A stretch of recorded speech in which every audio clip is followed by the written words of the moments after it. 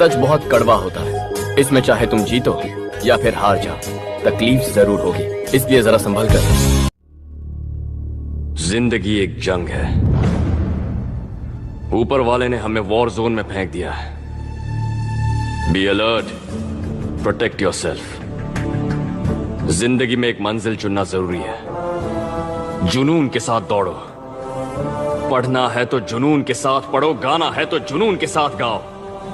बिना मंजिल के जीने वाले की जिंदगी मुर्दों से भी बदतर है। उसके जीने मरने से दुनिया को कोई फर्क नहीं पड़ता।